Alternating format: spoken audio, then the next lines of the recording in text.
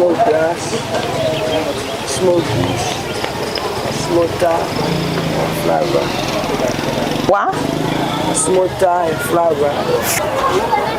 Being in a habit, like you said, from 2014, even though you didn't show, but being in a habit, what are some of the challenges you got faced out there? No challenge. No challenge? Yeah. You say you inhabit and you say no challenge? So everything you everything good, everything been good? No. Nothing bad? Something about them. They happy and cool. Yeah, you know, actually get money, nothing cool get inside. Yeah.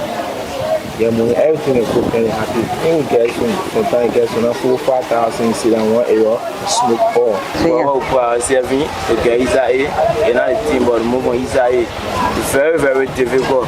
You go get something called June. It's very, very bad. If you hold you stomach pain is too much. So begging and to come to our ill about with some medicine so we can take as all we don't have person to job. Hello guys, and a warm welcome to today's edition of the program Inside the Ghetto.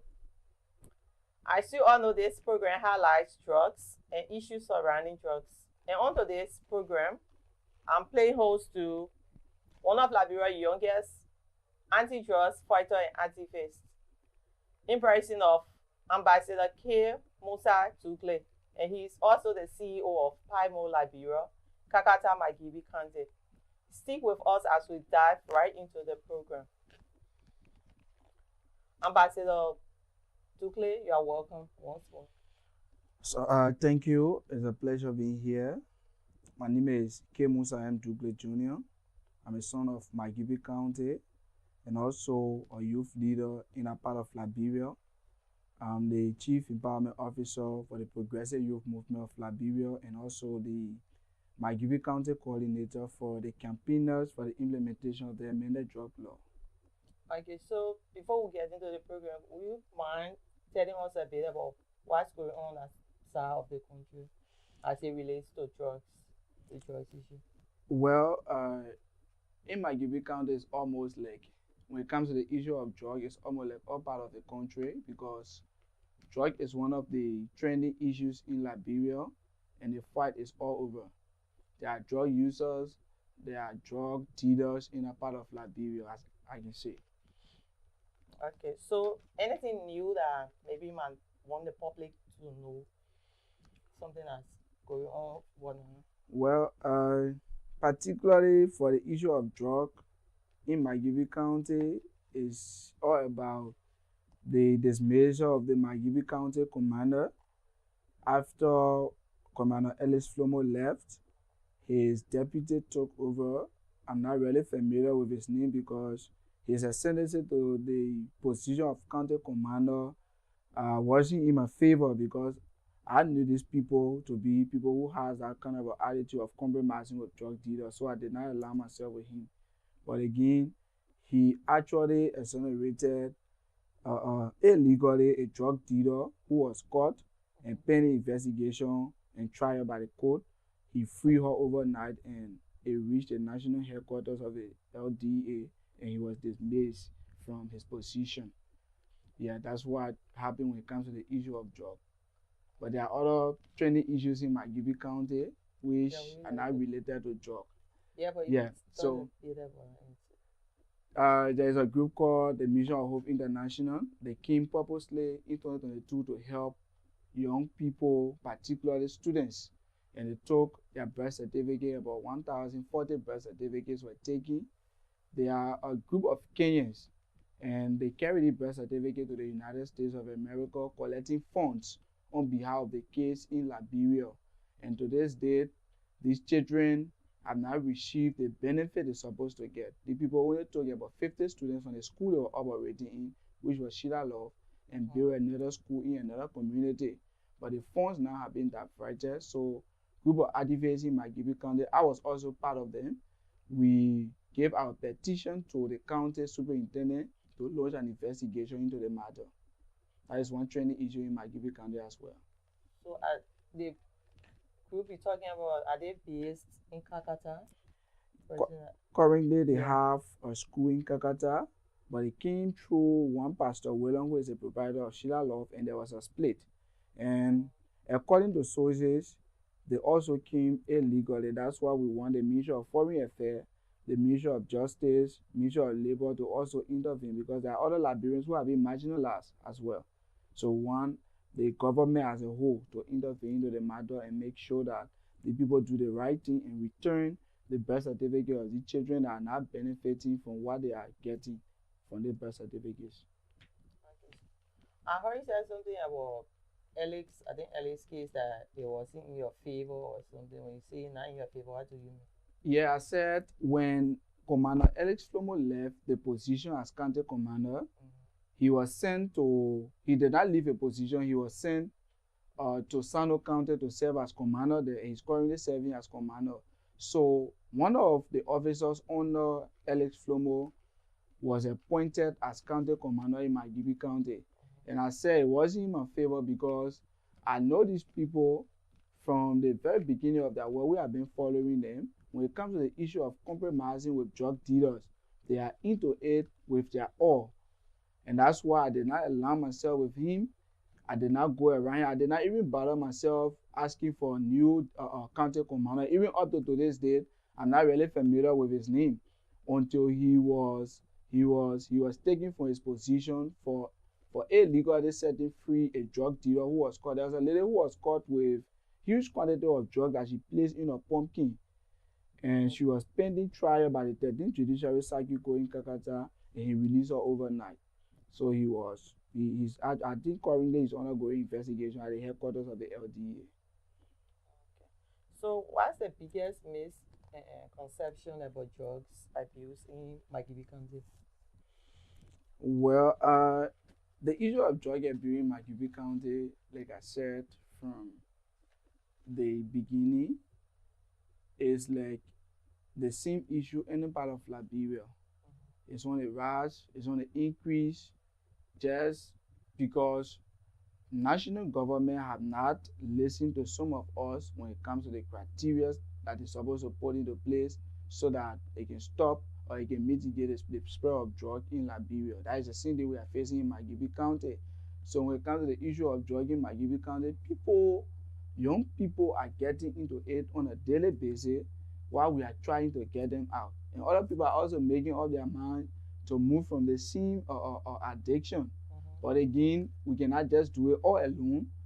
Without the help of national government and even people who we trust in our county officials to be around us. These are people who leave us. We don't know their motive. But again, maybe, like you talked about misconception, maybe I may be thinking that some of our leaders in Magibi, not just Magibi, but Liberia, might be involved with the same trading of drugs. That's why they are not aligning themselves with drug activists, anti-drug activists in Magibi County or even in Liberia as a whole. So what's the most pressing need for drugs rehabilitation in a part of Monrovia? Well, Magibi County needs rehabilitation center. And there is one of our major concerns when it comes to crying out to the national government, even international partners that want to help Liberia. The issue of rehabilitation center in Magibi County is very critical. In a sense, we only have, in Kakata, we only have Samuel Grimes. And Samuel Grimes is not up to task. It's not up to the task to take even above 400 persons. And in Lower Magibi County, we have Jimmy Gayu, who is commonly called Shrago Divo, who has a little rehabilitation center. I don't call that a rehab center. It's only helping. But as for Samuel Graham, it used to be supported by the former vice president, Taylor. But again, we are not seeing anything from national government. It is being headed by Michael Johnson. So the need for rehabilitation center in Magibi County is very crucial. And I think the government needs to do the needful in bringing rehabilitation center in Magibi County, because that is the only means we can use to get our brothers and sisters out of drug addiction. You go today and talk to somebody, that person will make up their mind. But again, making up their mind will not take them from there until they go through the proper treatment. So without treatment, they cannot be reintegrated in society. That's why rehabilitation center is very critical in Maghibie County. So how you now an activist, how you think you get the means to like get to the government in reaching a message to them concerning the rehabilitation center? We have been doing it, and we are also planning to do it in the 2026. From 2023, 2024, 2025, we have been crying for a rehab center. And even the August 7th March Against Drug, there was part of the petition that was read, and it talks about rehabilitation center. The government is aware. The issue of drug now is not to tell somebody, don't do drug is bad. Everybody in Liberia knows that drug is bad. So what we can do now is to get these people that are already into it, to get them out of it. And it can only be done through rehabilitation and reintegration into the society. So rehabilitation comes first. We are talking to them, they are making up their mind, but again, they need to be rehabilitated, they need to go through proper treatment so that they can come back and be like us. So we are going to channel our voices to the national government again to remind them. They are already aware, but we are going to remind them for giving them the need for rehabilitation center in Maghibie County. If they cannot build a new rehabilitation center, Samuel Graham has a very big land. Yeah, they operate in the Mesmo community. They have a very big area here. So I think if they can make that area to be conducive, they make it to be a modernized rehabilitation center, it will be good for Maghibie as well. So we are going to channel our voices again. I think there is one of the medium through which we are doing it. Okay. So what's your take on balancing the law enforcement with treatment and rehabilitation centers? Firstly, let me speak about the law. The law in our country is very strong. The amended drug law. But again, the implementation of the law is our major problem in this country. If the amended drug law of Liberia is being implemented, it will serve as precedent. It will serve as a mark that any drug dealer, anybody who wants to attempt to sell drug, if they see that particular mark, they will be afraid. But again, we have people in the same system that are compromising with drug dealers. That's why you see the law is very weak. People say the law is weak, but it's not actually weak. But those who we trust to implement the law, they are the one making it weak. Just take a case study on what happened in Maghibie concerning our county commander. He released a drug dealer who was caught. She was pending trial. He released her. So if such a thing can be happening in the LDA, what about outside? Committed drug will not want to make themselves to look ugly from other people. If I report a person today, at the end of the day, after 2 or 3 days, you see that person also. So if the law is being implemented, comparing it to the need for rehabilitation or treatment, if the law is being implemented, if you catch a dealer, the person goes through trial, and if the person is found guilty, they serve their sentence. Then those people who have been victimized, the addicts, we call them the victim, let them be taken for treatment, and after treatment, if they come back to themselves, they be reintegrated in society. That's how the law and treatment can work. Is there any success story so far since you started your work as an activist? Is there any success story that you mind sharing with us? You mind sharing, right? Yes, in Maghibie 2023, we hosted the Say No to Community Ghetto establishment, and today's date in high schools, few high schools, we still have our anti-drug clubs operating there. And this year, beginning second semester, because at the end of the year, other students can leave the school they are attending and go to different schools. So we are trying to reawaken in all of the high schools that attended that particular program. And even out of Maghibie, we hosted the same Say No to Community Ghetto establishment in Bon County. And today we have one Michelle, a guy who used to pass in my yard, and the children call him Zogo Man. Yeah, today he's coming on fine. If you check on my official Facebook page, you will see him myself there. He passed look, and he current look. You see it. So these are stories that we can give out. And when a team from Monsoralo here, Motawi, which the organization we usually partner with, Anthony Nimle and his team, they went to Kakata. There was a guy who was also taken to the Samuel Green Rehab Center, and we are checking on him, and he's also doing fine as well. So the success story for drug, we don't expect it to be much because there is a very critical crisis in our country. It's even more than war. It's more than hunger. That's why to get a success story means you stay strong, but we are still into it and making sure that our brothers and sisters see the need to leave the ghetto, and the government see the need to get these people out of drug addiction.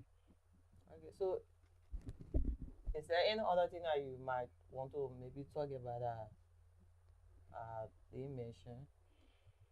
Well, I want to talk about the ascension of Honorable Patrick B. Komasu, the county commander for the Liberian National Police in Magibi County. He was appointed by the president to serve as acting director of operation at the LDA after the top 3 leaders at the LDA were dismissed. And Honorable Komasu has been working with us in Magibi County when Ellis Flomo served as commander of Magibi County LDA.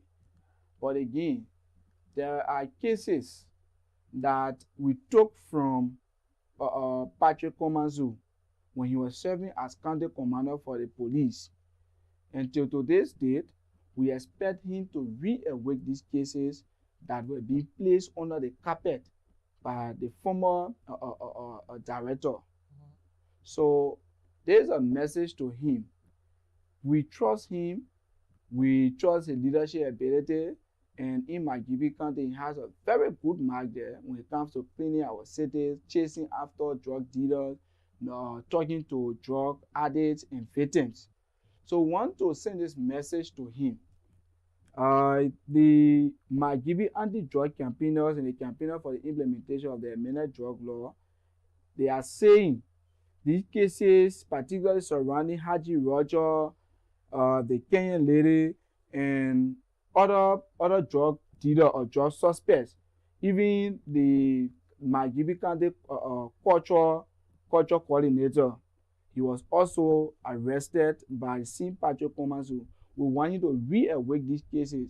Since he was not there at that time and these cases were buried, he's serving in a position and we expect him to re-awake these cases. And one of the cases that I followed was the case surrounding the Kenyan lady, one Lana Bonazzi. In 2024, she was caught with huge quantity of cocaine at the Rabat International Airport in February. So she appeared in July, from July to August, and August was her final trial. She appeared at the 30th Judiciary Circuit Court in Magibi, and she was tried and found guilty. So we are also sending this as a message to Patrick Komasu. If these cases are reawakened and these people appear for trial, if we see them behind bars, then yes, indeed, we can give success stories out. We say, yes, we chase the case, we follow it, and the person is serving his or her sentence. Then that will be a success story. So she's currently, according to them, she's serving her sentence, but because of some other issues, we are not being engaged with that particular case. But trust us, we are going to do our follow-up beginning next week, Thursday. Our team will be in the field to do our follow-up, and we are also going to meet the current deputy commander for the police in Magibi County, making sure that the cases that the police sent to the LDA, that they give all the charge sheet so that we can follow the cases as well. Okay. So any last word before we take leave of you? I want to say thanks to this particular entity, Tabla Online TV. You people have been doing very well when it comes to the fight against drug, hosting activists in and out of Monrovia without giving a cent to this entity is a great one. So we appreciate this entity, and we see Tabla TV as a partner to us and we are always committed to doing the job of the Liberian people when it comes to the fight against drugs in Liberia. So I'm grateful to the entire team and to the management of this particular entity for the time afforded me to speak to our people on the issue of drugs in Liberia. Okay, thank you so much for coming through. It was nice having you on this show. Thank you. Okay, guys, so this is how we like to come to the end of today's segment of Inside the Ghetto. I've been your host, Tennessi T. Join us again next week, same time for another important segment. Goodbye for now, and thanks for watching. I'm smoking, smoke cigarette, smoke grass, smoke weed, smoke tar, flower. What? Smoke tar and flower. Being in a habit, like you said, from 2014, even though you didn't show, but being in a habit, what are some of the challenges you got faced out there? No challenge. No challenge? Yeah. You say you inhabit and you say no challenge. So everything good, everything been good. No. Nothing bad. Something about them. They happy and cool. Yeah, you know, cool. Actually, you get money, nothing cool get inside. Yeah. Yeah, money, everything is cool and happy. And get sometimes get some 4,000-5,000 sit down one area, smoke all. Well, serving the guys and the team, but move on it's very, very difficult. Go get something called June. It's very, very bad. If you hold you stomach pain is too much. So begging and to come to our ill, about with some medicine so we can take as all waiting 100% of the job.